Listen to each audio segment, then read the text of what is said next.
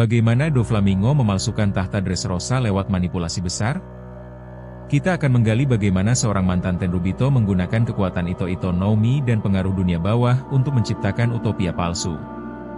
Dressrosa menampilkan wajah sebagai kerajaan yang sempurna, penuh dengan festival bunga dan tarian yang tidak pernah berhenti. Namun, kemewahan ini hanyalah lapisan tipis yang menutupi struktur politik rapuh. Di balik layar, ekonomi negeri ini sangat bergantung pada perdagangan pasar gelap yang dikelola secara tersembunyi.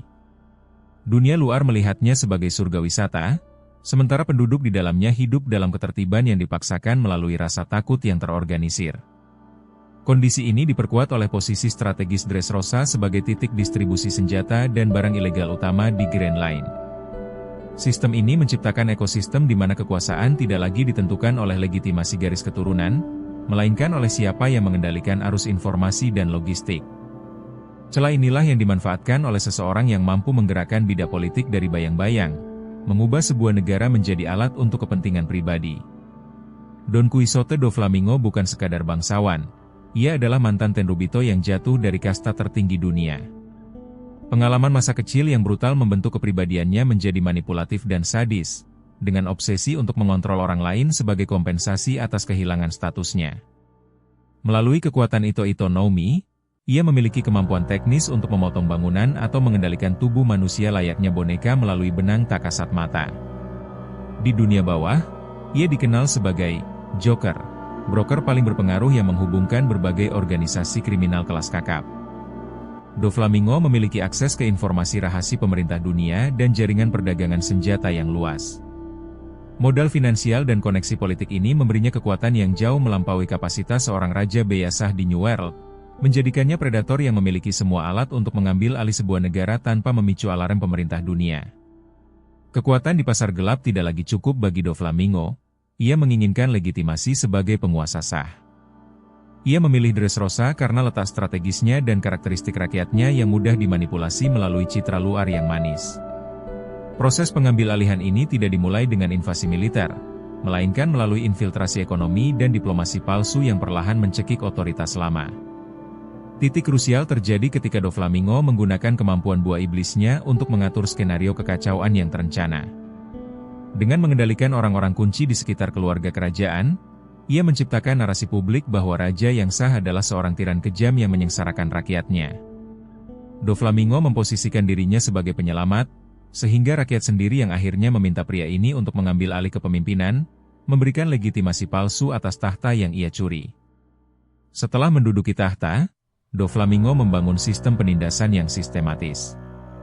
Ia menggunakan kemampuan string untuk mengontrol tindakan orang-orang terdekat raja asli agar tetap patuh pada narasinya. Ia melakukan pembersihan besar-besaran terhadap siapapun yang masih menyimpan memori tentang sejarah asli Dressrosa, memastikan bahwa tidak ada saksi yang bisa membongkar kebohongannya kepada publik. Kekejaman ini meningkat saat ia menjalin kerjasama dengan Kaido untuk memproduksi Smile, buah iblis buatan yang gagal.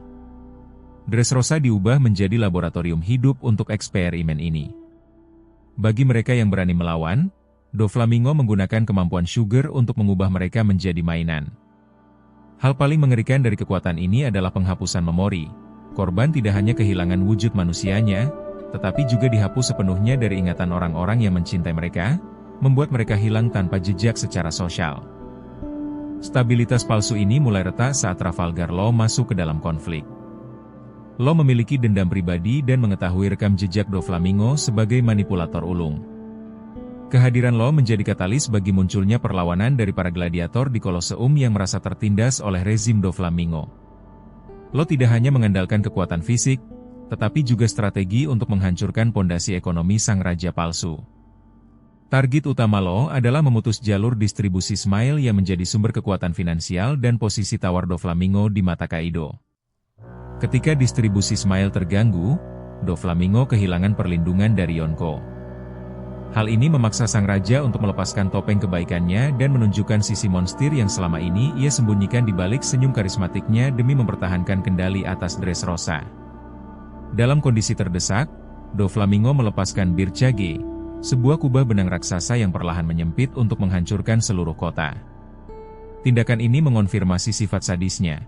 Ia lebih memilih membumi hanguskan seluruh rakyat yang ia pimpin daripada harus menyerahkan tahtanya. Birchage adalah bentuk kontrol total yang berubah menjadi penghancuran massal ketika kontrol tersebut mulai lepas. Pertarungan antara Luffy dan Doflamingo menjadi benturan antara keinginan untuk bebas dan obsesi terhadap kontrol. Saat serangan Luffy menghancurkan benang-benang Doflamingo, runtuh pula struktur kekuasaan yang ia bangun di atas manipulasi. Kekalahan Doflamingo bukan sekadar kalah dalam pertarungan fisik, melainkan hancurnya seluruh rezim palsu yang telah membelenggu ribuan nyawa selama bertahun-tahun melalui kebohongan yang terstruktur. Begitu Sugar dikalahkan, efek dari kemampuan buah iblisnya hilang seketika.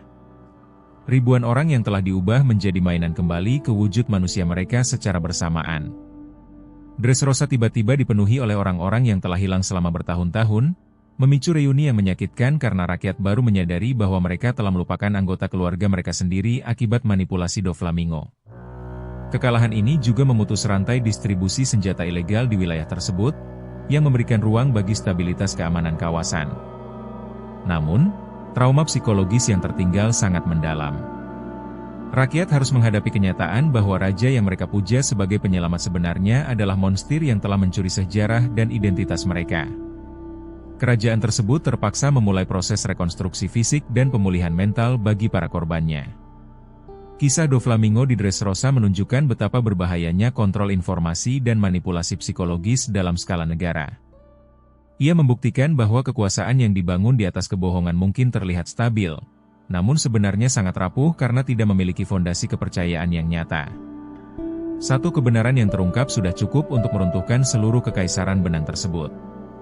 Nasib Doflamingo yang berakhir di penjara Impel Down menunjukkan bahwa status mantan Tenryubito tidak bisa melindunginya selamanya dari konsekuensi hukum.